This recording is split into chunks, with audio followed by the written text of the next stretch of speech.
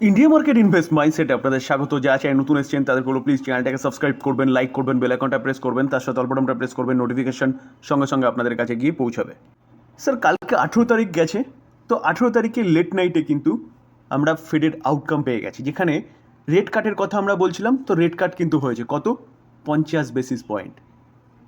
তো স্যার এটা বলছে কি ফার্স্ট টাইম সিন্স 2020 থেকে কিন্তু বলতে পারেন first time Fed rate cut করেছে, যেখানে স্যার প্রিভিয়াস কত ছিল 5.50, ফোরকাস্ট করা হয়েছিল 5.25, মানে এক্সপেক্ট করা হয়েছিল 5.25 হবে, সেটা কিন্তু কমে কত করা হয়েছে 5। তো 0.5 মতন কিন্তু স্যার কমেছে। তো স্যার এটা কিন্তু মার্কেটের জন্য ভালো নিউজ যে রেট কাট হয়েছে, কিন্তু স্যার এই ভালো নিউজের পিছনেও কিন্তু কিছু নিউজ এরকম পাওয়া যাচ্ছে যেটা মার্কেট সেলিব্রেট করার কথা। রেট কাট 0.5 এতটা কমেছে, কিন্তু স্যার মার্কেট কিন্তু উল্টো রিয়াকশান দেখাচ্ছে। কালকে ইউএসের মার্কেটও দেখেছিলাম এবং আজকে ইন্ডিয়ান মার্কেটও কিন্তু সেরকমই দেখাচ্ছে।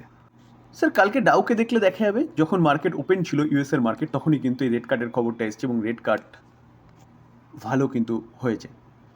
তো অর্থাৎ মার্কেট পজিটিভলি নিয়েছিল, হঠাৎ করে মার্কেট দেখুন নিচে চলে এসছে। অ্যাজ ইট ইজ কিন্তু ন্যাসড্যাকও সেরকমই দেখাচ্ছে।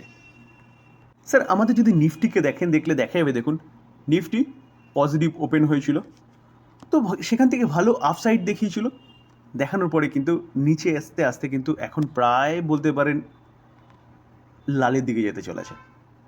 তো স্যার কেন হলো? কারণ মার্কেটের জন্য এটা ভালো নিউজ ছিল, আমিও আলোচনা করেছিলাম, বা বিভিন্ন নিউজ চ্যানেলগুলো বলছিল রেট কাট হবে, রেট কাট হবে, রেট কাট হলে লিকুইডিটি বাড়বে, মার্কেট ভালো পারফরমেন্স করবে। কিন্তু হঠাৎ করে মার্কেটে কী এমন হলো যেখানে মার্কেট এই নিউজটাকে এখন নেগেটিভলি দেখছে? স্যার ইউএসের ফেডের রেট কার্ডের পরে কিন্তু পাওয়েল স্যারের কমেন্ট্রি থাকে।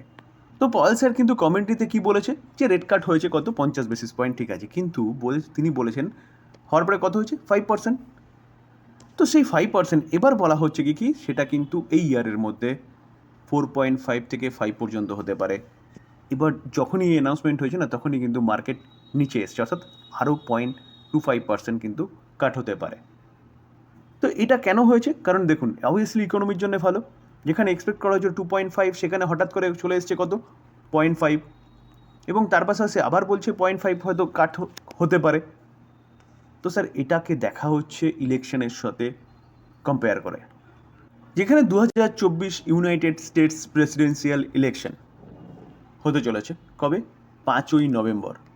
তো স্যার 5ই নভেম্বর হচ্ছে ইউএসের প্রেসিডেন্সিয়াল ইলেকশন হতে চলেছে।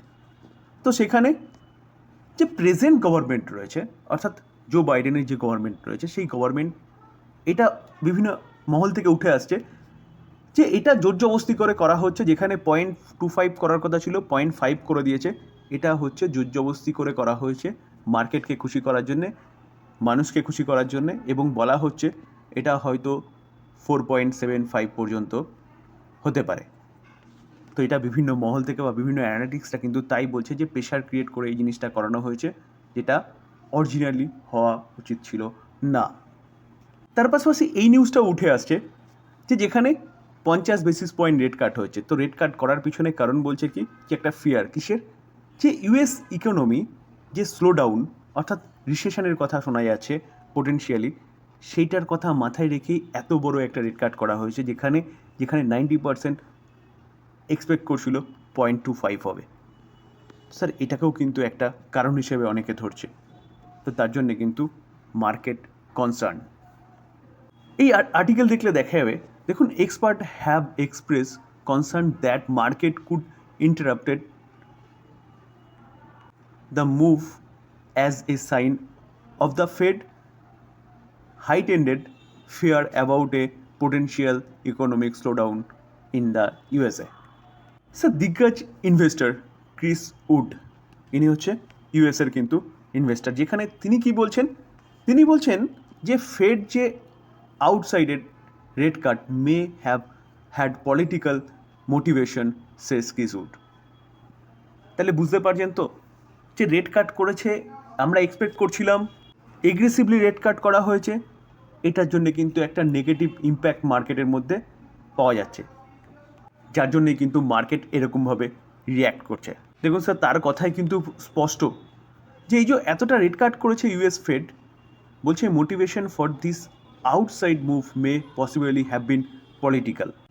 স্যার তার জন্যই কিন্তু মার্কেটে এরকম একটা ফল দেখা যাচ্ছে যেখানে ভালো মুভমেন্ট দেখানোর কথা ছিল, তবে দেখা যাচ্ছে যে কিছুটা রিকভারি কিন্তু নিফটির মধ্যে দেখা গেছে। স্যার নিফটি পজিটিভ থাকলেও নিফটি মিড ক্যাপ বলুন স্মল ক্যাপ বলুন সেগুলো কিন্তু যথেষ্ট ভালো গিরাবার দেখা গেছে। দেখলে দেখা যাবে, দেখুন প্রায় 1.5% কাছে, এটা কিন্তু আরও বেশি গিরাবার দেখা গেছিলো, সেখান থেকে কিছুটা রিকভারি করেছে বলতে পারেন। ইউরোপের মার্কেট ওপেন হয়ে গেছে, সেখানে দেখলে দেখা যাবে কিন্তু ইউরোপের মার্কেট পজিটিভ ট্রেড করছে। দেখুন 0.51 ফুটসি যেটা ইউকের মার্কেট, 0.71 যেখানে ফ্রান্সের মার্কেট 1%-এর ওপরে, এবং ইউরোপের আদার্স মেজর মার্কেটগুলো কিন্তু পজিটিভ রয়েছে। তো তার জন্যই হয়তো রিকভারি আমাদের নিফটির মধ্যে দেখা গেছে, নিফটি বলুন বা মিড ক্যাপ ইন্ডেক্স বলুন। তো সেই জায়গায় দাঁড়িয়ে স্যার নিউজ তো পজিটিভ, আপাতত যা দেখা যাচ্ছে সেই হিসাবে কিন্তু নিউজ পজিটিভ। তো মার্কেট এখান থেকে ভালো মুভমেন্ট দেখাতে পারে, যদিও বা পড়েছে আমাদের মার্কেট, পড়েছে মানে এই নয় যে এখান থেকে আরও পড়বে, হয়তো কারেকশান কিছুটা দেখাতে পারে। কারেকশান একদম যে বিশাল ফল হবে সেরকম ব্যাপার না, কারেকশান হিসেবে নিতে পারেন। যদি নিফটি কারেকশান দেখায়, ভালো ভালো কোম্পানিগুলো কারেকশান দেখায়, তাহলে বাই করার অপরচুনিটি খুলতে হবে স্যার। ভোডাফোন আইডিয়াকে দেখলে দেখা যাবে, দেখুন ভোডাফোন আইডিয়া 15%-এর কাছাকাছি কিন্তু একটা ডাউন সাইড মুভমেন্ট দেখাচ্ছে এখনও পর্যন্ত। তো স্যার কী এমন হলো যেখানে এই কোম্পানিটা এতটা ডাউন সাইড মুভমেন্ট দেখাচ্ছে? দেখুন চার্ট দেখলে বুঝতে পারবেন যে কন্টিনিউয়াসলি কিন্তু নিচেই আসছে। স্যার ভোডাফোন আইডিয়া আজকে পড়ার পিছনে কারণ কি? কারণ হচ্ছে সুপ্রিম কোর্ট থেকে কিন্তু যে AGR dues set back from supreme court, যেখানে ভোডাফোন আইডিয়ার এজিআর ডিউজ কত আছে কারেন্টলি স্ট্যান্ড বলছে 70,300 করোড়, ব্যাপক একটা ডিউজ কিন্তু রয়েছে। সেটা নিয়ে কিন্তু কোনো পজিটিভ নিউজ পাওয়া যায়নি সুপ্রিম কোর্ট থেকে, যার জন্যই কিন্তু কোম্পানিটা 15%-এর ওপরে পড়েছে। কোম্পানিটা নিজে বাঁচার চেষ্টা করছিল, গভর্নমেন্টও বাঁচানোর চেষ্টা করছিল কোম্পানিকে। কেন? ডিওপলি, যে মার্কেটের মধ্যে যে জিও এবং এয়ারটেলে যে ডিওপলি ব্যবসা চলছে, সেই ডিওপলি ব্যবসাটাই কিন্তু বন্ধ করার জন্য এই ভোডাফোন আইডিয়াকে বাঁচানোর চেষ্টা করছিল গভর্নমেন্ট, এবং তার ম্যানেজমেন্টও কিন্তু চেষ্টা করছিল। যার জন্য আমরা দেখেছিলাম কিছুদিন আগে ওএফএসের মাধ্যমে তারা ফান্ড রাইজ করেছে, আরও বিভিন্ন জায়গা থেকে ফান্ড রাইজ করেছে তাদের পরিষেবাটাকে আরও উন্নত করার জন্য। তো এই জায়গায় দাঁড়িয়ে কিন্তু সুপ্রিম কোর্টের এই ডিসিশনটা ভোডাফোন আইডিয়ার জন্য কিন্তু খারাপ হলো, যার জন্যেই কোম্পানিটা এতটা ডাউনফল দেখিয়েছে। তো এই জায়গায় দাঁড়িয়ে কী করবেন?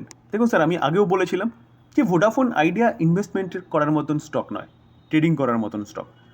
যেখানে ভালো ভালো গুড কোম্পানি রয়েছে, ভালো বিজনেস মডেল ভালো করছে, সেগুলো ছেড়ে ভোডাফোন আইডিয়ার পিছনে পড়ে থাকার কোনো মানেই হয় না, যেখানে রিস্ক ফ্যাক্টর একটা থেকেই যায়, কারণ এই কোম্পানিটার কিন্তু প্রচুর পরিমাণে ডেপথ রয়েছে।